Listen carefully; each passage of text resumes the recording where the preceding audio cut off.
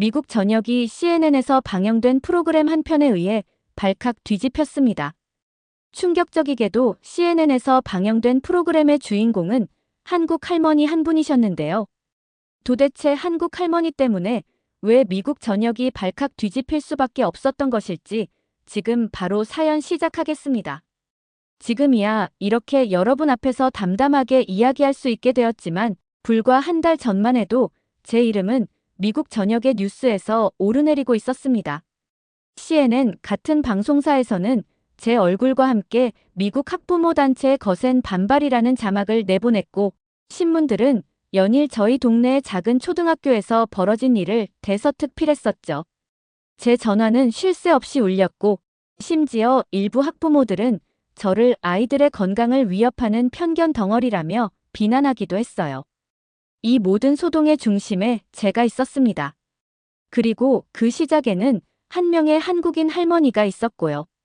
모든 것을 처음부터 이야기해야 할 것 같네요. 제 이름은 사라 베넷입니다. 저는 버지니아주 페어필드에서 지역 커뮤니티 행사를 기획하는 일을 하고 있어요. 아마 직업 때문일 겁니다. 제 삶은 언제나 잘 짜인 계획과 예측 가능한 결과들로 채워져 있어야만 마음이 놓였죠. 하지만 그런 저에게도 결코 제 뜻대로 되지 않는 존재가 딱 하나 있었는데 바로 제 목숨보다 사랑하는 아들, 제드였어요. 제드는 지독한 편식쟁이였습니다. 땅콩 알레르기가 있는 탓에 먹을 수 있는 음식이 제한적인데도 아들은 허용된 음식마저 거부하기 일쑤였죠. 그날 저녁도 제 마음은 타들어가고 있었습니다. 아들의 건강을 위해 영양 균형을 완벽하게 맞춘 식사를 준비했지만 제드는 접시를 밀어내기만 하더군요. 제드, 이것 좀 봐. 엄마가 특별히 만든 공룡 모양 브로콜리랑 별님 모양 당근이야. 맛있겠지? 아들의 대답은 제 가슴에 비수처럼 꽂혔습니다. 싫어. 치킨 너겟 먹을래. 저는 정말이지 지쳐 있었습니다. 아들을 위해서라면 뭐든지 할 수 있었지만 굳게 닫힌 아들의 입 앞에서 제가 할 수 있는 일은 아무것도 없었는걸요. 이런 제 불안은 아들이 다니는 페어필드 초등학교 급식실에서 극에 달했습니다. 기름에 눅눅해진 감자튀김, 짜기만한 미트볼.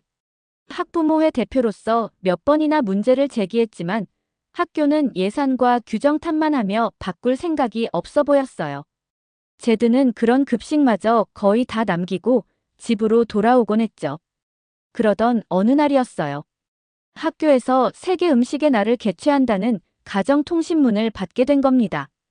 여러 나라의 학부모님들이 직접 자원봉사자로 참여해 아이들에게 자국의 음식을 선보이는 행사였죠.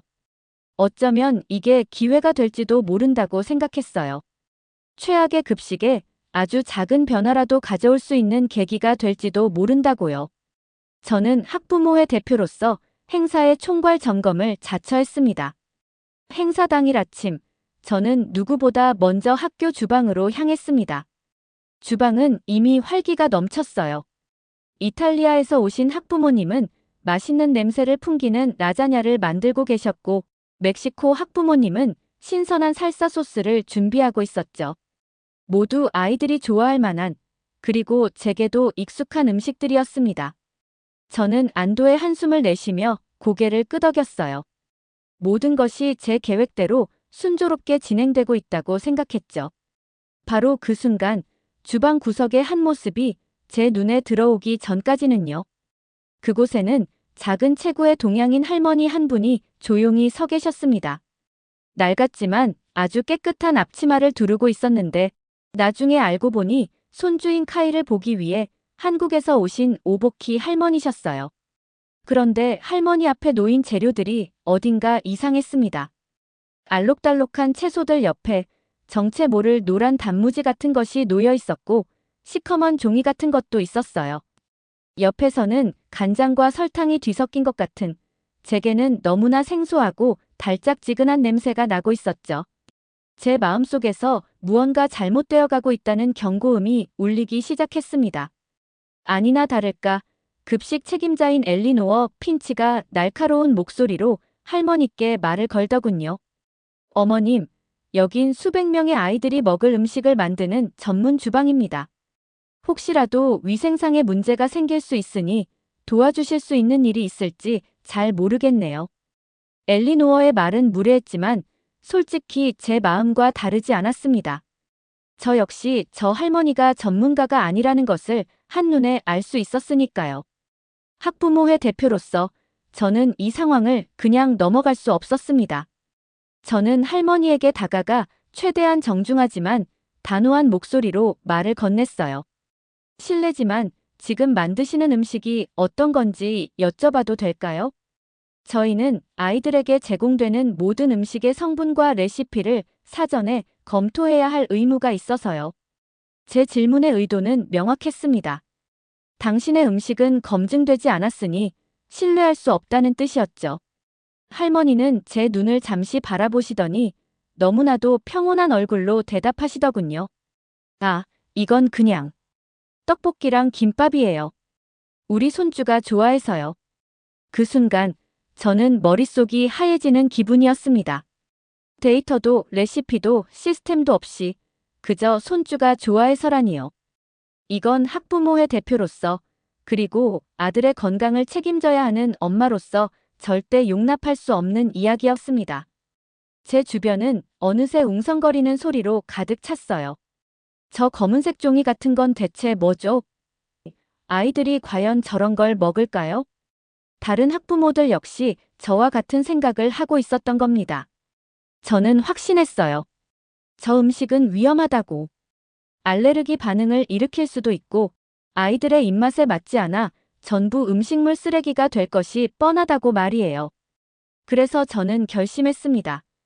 제 아들을 그리고 이 학교의 모든 아이들을 저 정체 모를 위험으로부터 지켜야만 한다고요. 제 모든 권한을 사용해서라도 저 음식이 아이들의 식판에 오르는 일은 반드시 막아야만 했습니다.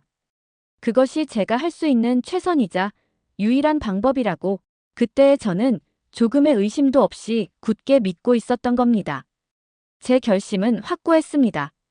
하지만 저는 감정적으로 행동하는 사람이 아니에요.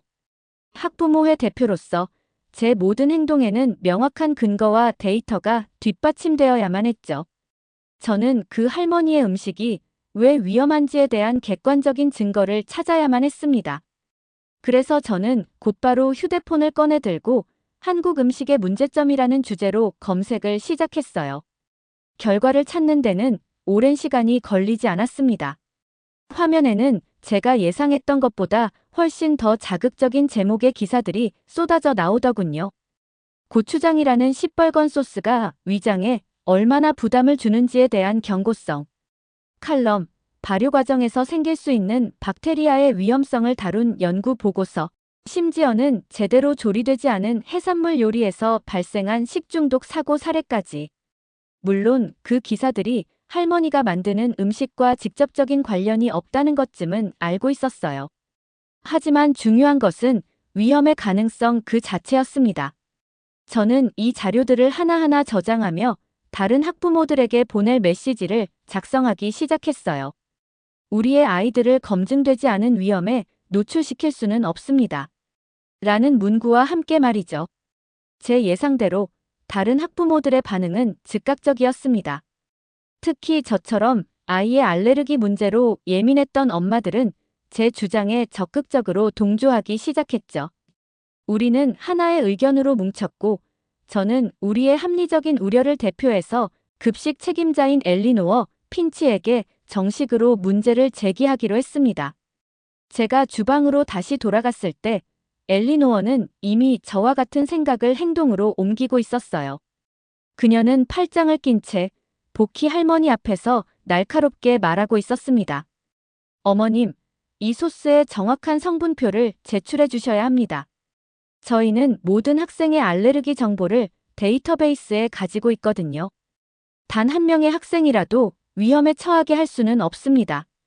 엘리노어의 단호한 태도에 저는 안도감을 느꼈습니다. 그래요. 저게 바로 시스템이고 원칙이죠. 모든 것은 데이터에 기반해서 안전하게 관리되어야만 해요. 복희 할머니는 당황한 기색 없이 차분하게 대답하더군요. 아, 이건 그냥 간장이랑 마늘, 설탕 조금 들어갔어요.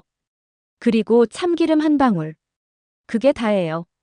엘리노어는 할머니의 말을 중간에 끊었습니다. 조금으로는 안 됩니다. 정확한 그램 단위로요.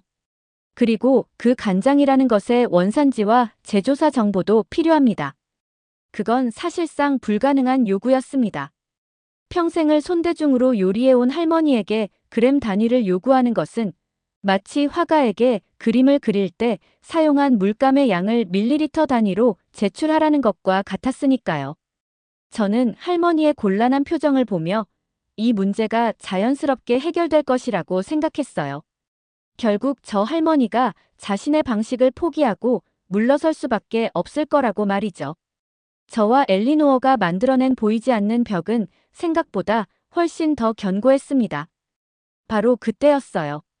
제 아들 제드의 담임 선생님인 데미안 로스가 주방으로 들어온 겁니다. 그는 젊고 열정적인 교사였지만 가끔은 너무 이상적인 생각을 한다는 게 문제였죠. 데미안 선생님은 심각한 분위기는 아랑곳하지 않고 환한 미소를 지으며 복희 할머니에게 다가가 말했어요. 우와, 정말 맛있는 냄새가 나는데요, 어머님. 뭘 만들고 계신가요? 아이들이 정말 좋아하겠어요. 그는 진심으로 감탄하는 눈치였습니다. 그러고는 저를 돌아보며 덧붙이더군요. 사라, 너무 걱정 마세요. 제 친구가 한국에 교환학생으로 다녀왔는데 한국 학교 급식은 영양학적으로 세계 최고 수준이라고 입이 닳도록 칭찬하더라고요. 가끔은 우리가 모르는 세상에 더 좋은 답이 있을 수도 있죠. 저는 그저 어깨를 으쓱하며 대답했어요. 데미안, 여긴 현실 세계예요. 이상이 아니라 데이터가 중요한 곳이죠. 저는 젊은 교사의 순진한 생각이라고 치부해버렸습니다. 하지만 솔직히 말하면 마음 한구석이 아주 작게 따끔거리는 것 같기도 했어요. 세계 최고 수준이라는 말이 마치 작은 돌멩이처럼 제 마음속에 툭 하고 던져진 느낌이었죠. 저는 그 미세한 균열을 애써 무시하며 다시 복희 할머니를 날카롭게 관찰하기 시작했습니다. 저 할머니가 곧 포기하고 물러설 것이라는 제 예상을 확인하고 싶었거든요. 그런데 이상했습니다. 그 모든 소란과 압박 속에서도 할머니는 단 한 번도 평정심을 잃지 않더군요. 엘리노어의 까다로운 요구에도 다른 학부모들의 의심 어린 시선에도 전혀 흔들리지 않았어요. 오히려 그 모든 상황을 예상했다는 듯 자신이 가져온 작은 도마 위에서 아주 정교하고 빠른 속도로 채소를 썰기 시작했습니다. 당근과 오이, 노란 단무지가 거의 비슷한 두께로 마치 기계로 썬 것처럼 쌓여가는 모습을 보며 저는 저도 모르게 잠시 숨을 삼켰어요. 그것은 제가 상상했던 주먹구구식 요리와는 거리가 멀었습니다. 마치 수십 년간 한 가지 일만 반복하며 훈련해온 장인처럼 모든 움직임에는 군더더기가 없었고 얼굴에는 오히려 어떤 확신 같은 것마저 서려 있었어요. 엘리노어의 방해로 큰 조리도구를 쓰지 못하게 되자 할머니는 자신이 가져온 작은 냄비와 휴대용 버너를 꺼내 묵묵히 자신의 일을 이어갔습니다. 그 모습은 저항이라기보다는 마치 흐르는 강물처럼 장애물을 자연스럽게 피해가는 지혜에 가까워 보였어요. 저는 혼란스러워지기 시작했습니다. 제가 가진 데이터들은 저 할머니의 음식이 위험하다고 말하고 있었는데 제 눈앞의 저 모습은 그 어떤 데이터로도 설명할 수 없는 깊은 내공과 안정감을 보여주고 있었으니까요. 저 고요함은 대체 무엇일까? 저 근거 없는 확신은 또 어디서 나오는 걸까? 제 완벽했던 계획과 단단했던 신념에 아주 작은 의문 하나가 생겨나고 있었습니다. 아이들을 지켜야 한다는 제 사명감은 여전했지만 어쩌면 제가 무언가 아주 중요한 것을 놓치고 있는지도 모른다는 생각이 제 머릿속을 떠나지 않았던 겁니다. 제 마음속에서 피어오른 작은 의문은 그러나 곧 덮어버려야만 했습니다. 점심시간이 코앞으로 다가왔고 저는 학부모의 대표로서 마지막 점검을 해야 했으니까요. 주방은 다시 분주해지기 시작했어요. 엘리노어는 거대한 오븐의 온도를 확인하며 냉동 피자를 겹겹이 쌓아 올렸고 다른 봉사자들은 튀김기 앞에서 치킨 너겟을 튀겨내느라 정신이 없었죠. 모든 것이 제가 익히 아는 예측 가능한 시스템 안에서 착착 진행되고 있었습니다. 저는 다시 안정을 되찾았어요. 그래요. 저 할머니의 모습이 조금 인상적이긴 했지만 그건 어디까지나 개인의 이야기일 뿐이었죠. 수백 명의 아이들을 책임져야 하는 이곳에서는 결국 저렇게 검증된 시스템이 정답일 수밖에 없다고 저는 다시 한번 제 믿음을 다잡았습니다. 바로 그 순간이었습니다. 치지직 하는 날카로운 소음과 함께 주방의 모든 불빛이 한꺼번에 꺼졌습니다. 윙윙거리던 환풍기 소리가 멈췄고 시끄럽게 울리던 오븐의 타이머 소리도 그대로 끊겼어요. 완벽한 정적이 찾아왔고 곧이어 누군가의 비명소리가 어둠을 갈랐습니다. 맙소사! 정전이야! 급식 책임자인 엘리노어의 목소리였습니다. 그녀의 목소리는 평소의 자신감은 온데간데 없이 당황과 공포로 가늘게 떨리고 있었어요. 주방은 순식간에 아수라장이 되었습니다. 사람들은 어둠 속에서 허둥대며 서로에게 소리치기 시작했죠. 비상전력은 어떻게 된 거죠? 오븐이 멈췄어요. 피자가 반도 익지 않았는데. 저는 그 혼란의 한가운데 서서 제 심장이 차갑게 식어가는 것을 느꼈습니다. 제가 그토록 신뢰했던 완벽한 시스템이 정전이라는 아주 단순하고 원시적인 위기 앞에서 이렇게나 속수무책으로 무너져 내리고 있었던 겁니다. 모든 것이 멈춰버렸어요. 아이들의 점심을 책임져야 할 우리의 최첨단 주방은 이제 그저 거대한 고철 덩어리에 불과했죠. 저는 속으로 생각했습니다. 그래, 역시 예측 불가능한 상황은 언제든 발생하기 마련이라고. 내 우려가 현실이 되었다고 말이에요. 그런데 바로 그때 저의 눈을 의심하게 만드는 광경이 펼쳐졌습니다. 그 모든 혼란과 어둠 속에서 유일하게 움직이는 단 한 사람이 있었습니다. 바로 오보키 할머니였어요. 할머니는 조금도 당황한 기색이 없었습니다. 오히려 이런 상황을 수십 번은 겪어본 사람처럼 아주 침착하고 자연스럽게 자신이 가져온 짐가방에서 무언가를 꺼내 들더군요. 그것은 바로 작은 양초였습니다. 할머니는 익숙한 손놀림으로 양초에 불을 붙여 자신의 작은 조리대 위를 밝혔어요. 그리고는 그 희미한 촛불에 의지해서 멈췄던 김밥을 다시 말기 시작했습니다. 어둠 속에서 또각또각 일정한 소리를 내며 도마 위를 오가는 할머니의 칼질 소리는 마치 혼란에 빠진 제 심장을 다독여주는 북소리처럼 들릴 정도였어요. 저는 그 자리에 얼어붙은 채 할머니의 모든 행동을 지켜볼 수밖에 없었습니다. 할머니는 김밥을 다 만 뒤 자신이 가져온 작은 휴대용 가스버너에 불을 붙였어요. 치익 하는 소리와 함께 피어오른 파란 불꽃은 어둠 속에서 그 어떤 조명보다도 밝고 희망차게 느껴졌습니다. 할머니는 그 불꽃 위에 작은 냄비를 올리고 아까 만들던 떡볶이를 마저 조리하기 시작했죠. 보글보글 끓어오르는 소리와 함께 달콤하고 짭짤한 냄새가 다시 주방에 퍼져나갔습니다. 그 순간 저는 머리를 아주 세게 한 대 얻어맞은 듯한 충격을 받았습니다. 이게 대체 무슨 상황일까요? 수만 달러짜리 최첨단 오븐과 튀김기는 전기가 없다는 이유로 아무짝에도 쓸모없는 쇳덩이가 되어버렸는데 저 할머니의 낡고 작은 버너는 이 모든 위기 상황을 비웃기라도 하듯 따뜻하고 맛있는 음식을 만들어내고 있었어요.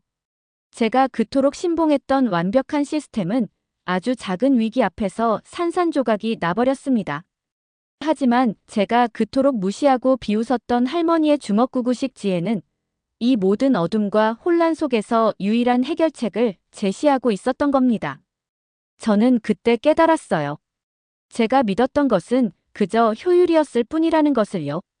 하지만 할머니의 방식에는 단순히 음식을 만드는 기술을 넘어 예측 불가능한 위기를 극복하는 지혜와 어떤 상황에서도 다시 일어서는 회복력이 담겨 있다는 사실을 말이에요. 그것은 음식을 넘어선 삶 그 자체를 대하는 태도에 대한 아주 깊은 깨달음이었습니다. 저는 더 이상 할머니의 음식을 위험하고 검증되지 않은 것으로 볼 수 없었습니다. 오히려 저 음식이야말로 이 아수라장 속에서 우리 아이들의 굶주린 배를 채워줄 유일한 희망이었으니까요. 제 안에서 무언가 단단했던 것이 와르르 무너져 내리는 소리가 들렸습니다. 그것은 지난 수십 년간 제가 굳게 믿어왔던 합리성과 데이터, 그리고 효율성에 대한 맹목적인 믿음이 깨지는 소리였어요. 얼마나 시간이 흘렀을까요? 갑자기 펑 하는 소리와 함께 주방의 모든 불이 환하게 켜졌습니다. 전기가 다시 들어온 것이었죠. 사람들은 안도의 환호성을 질렀지만 저는 그 자리에 못 박힌 듯 서서 여전히 김이 모락모락 나는 떡볶이 냄비를 바라보고만 있었습니다. 제 마음은 더 이상 예전 같지 않았습니다. 저 작은 냄비 안에서 저는 제 평생의 편견을 무너뜨린 아주 위대한 진실을 보았던 겁니다. 전기가 다시 들어오고 주방은 다시 분주해졌지만 제 시간은 마치 멈춰버린 것 같았어요. 제 머릿속은 온통 몇 분 전 어둠 속에서 홀로 빛나던 그 작은 불꽃과 평온했던 할머니의 얼굴로 가득 차 있었죠. 하지만 현실은 저를 기다려주지 않았습니다. 점심시간을 알리는 종이 요란하게 울렸고 굶주린 아이들이 함성을 지르며 급식실로 달려오는 소리가 들려왔어요. 엘리노어는 언제 그랬냐는 듯이 다시 카랑카랑한 목소리로 지시를 내리기 시작했습니다. 서둘러요. 피자가 식기 전에 배식해야 합니다. 저는 거의 떠밀리다시피 급식실로 향했습니다. 배식대 위에는 방금 오븐에서 나온 피자와 산더미처럼 쌓인 치킨 너겟, 그리고 이탈리아계 학부모님이 만든 라자냐가 먹음직스러운 김을 피우고 있었죠. 그리고 그 화려한 음식들의 맨 끝, 가장 구석진 자리에 보키 할머니의 떡볶이와 김밥이 조촐하게 놓여 있었습니다. 알록달록한 색깔은 예뻤지만 아이들의 눈길을 끌기에는 너무나도 낯설고 소박한 모습이었어요. 제 마음은 무겁게 가라앉았습니다. 결국 변하는 건 아무것도 없는 걸까? 제가 어둠 속에서 본 그 작은 기적은 결국 저 혼자만의 착각이었을까? 아이들은 익숙한 것을 좋아하기 마련이고 어른들의 편견은 아이들에게 그대로 대물림되는 법이니까요. 제 불안한 예감은 틀리지 않았습니다. 아이들은 배식대가 열리자마자 약속이라도 한 듯이 피자와 너겟 앞으로 길게 줄을 서기 시작했어요. 할머니의 음식 앞은 텅 빈 채로 마치 아무도 없는 섬처럼 덩그러니 남겨져 있었죠. 저는 차마 그 광경을 끝까지 지켜볼 수가 없어서 고개를 돌리고 말았습니다. 제 편견이 승리하는 순간이었지만 이상하게도 마음속에서는 패배감과 죄책감만이 밀려왔어요. 바로 그때였습니다. 제 귓가에 아주 크고 낭낭한 목소리 하나가 들려온 겁니다. 비켜주세요. 할머니 음식은 이쪽이라고요. 고개를 돌려보니 그곳에는 보키 할머니의 손주인 카이가 서 있었습니다. 아이는 피자 쪽으로는 눈길도 주지 않고 당당하게 할머니의 음식 앞으로 달려갔어요. 그러고는 자신의 친구들을 향해 자랑스럽게 외쳤죠. 이것 보세요.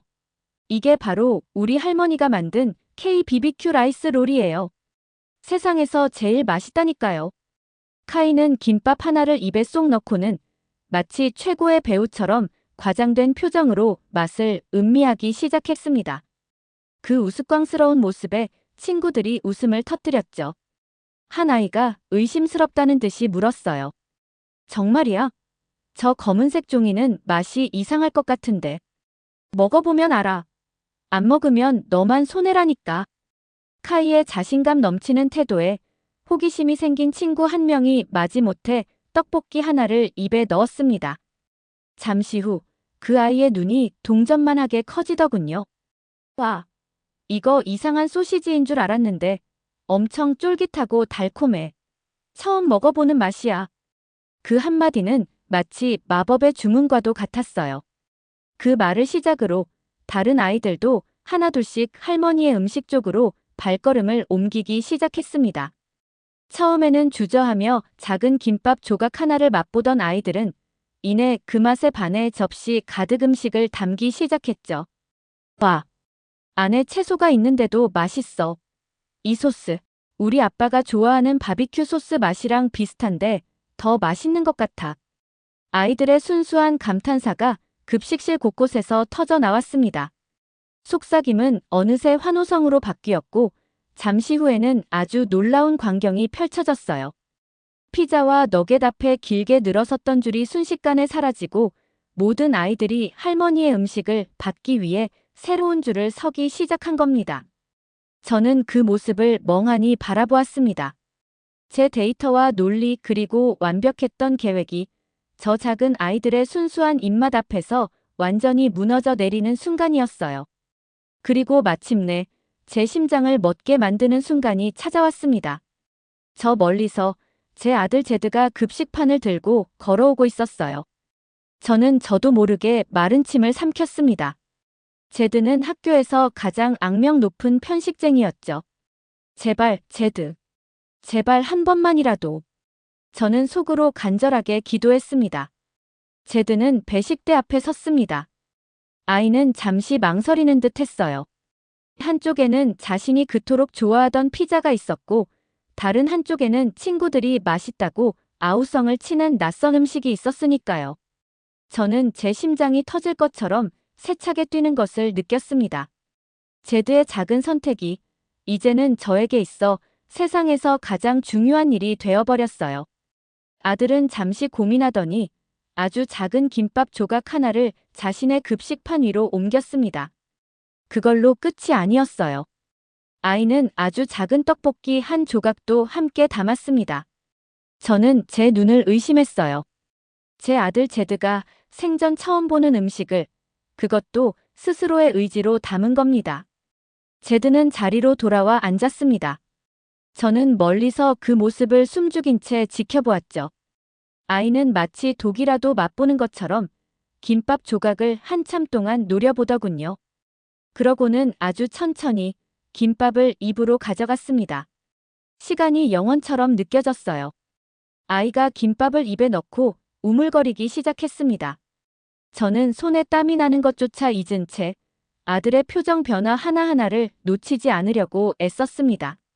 처음에는 의심, 다음에는 놀라움, 그리고는 호기심. 제드의 얼굴에 온갖 감정이 스쳐 지나갔습니다. 그리고 마침내 아이는 저를 돌아보며 환하게 웃었어요.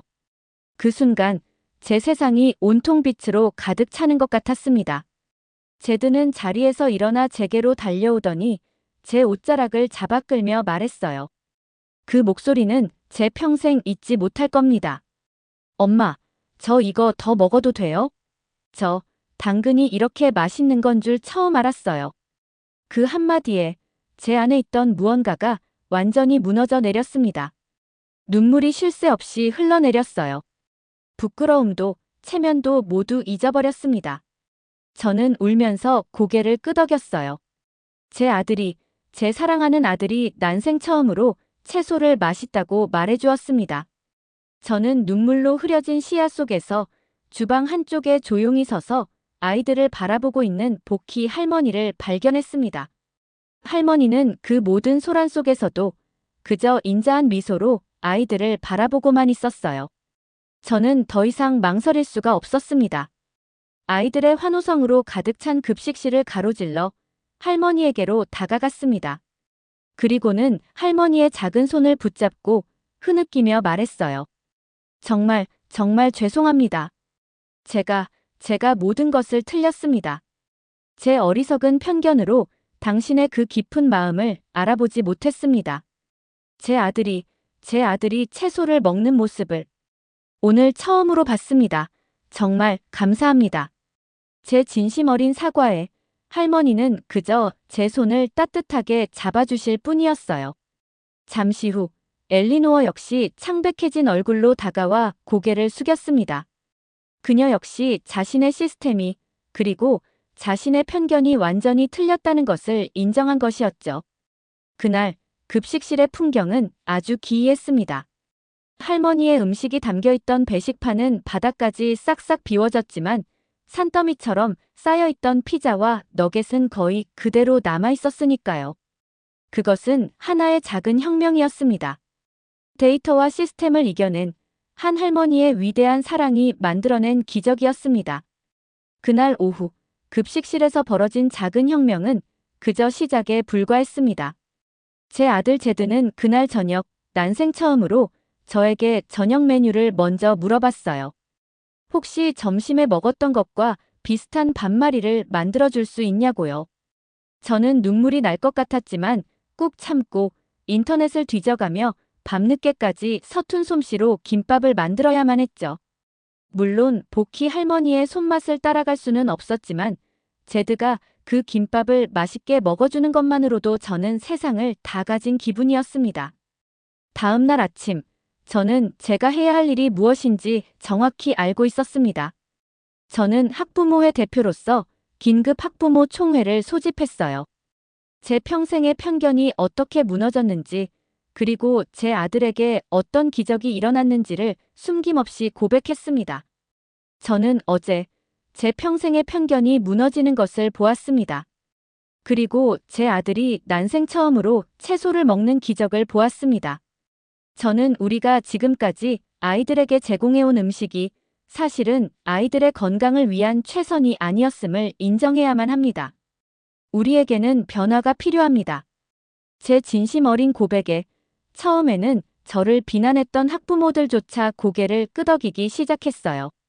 그날 회의에서 우리는 만장일치로 복희 할머니의 한식의 날을 매주 수요일에 정식으로 도입할 것을 학교 측에 건의하기로 결정했습니다. 저의 오랜 동료이자 체계의 수호자였던 엘리노어조차 이번에는 제 의견에 가장 먼저 찬성표를 던져주었죠. 이 놀라운 이야기는 제드의 담임인 데미안 선생님이 학교 소식지에 올리면서부터 걷잡을 수 없이 퍼져나가기 시작했습니다. 처음에는 그저 우리 지역의 작은 소식지에 실리는 정도였어요. 한인 할머니의 손맛이 편식쟁이 아이들을 바꾸다 같은 그런 훈훈한 지역 미담으로 끝날 줄 알았죠.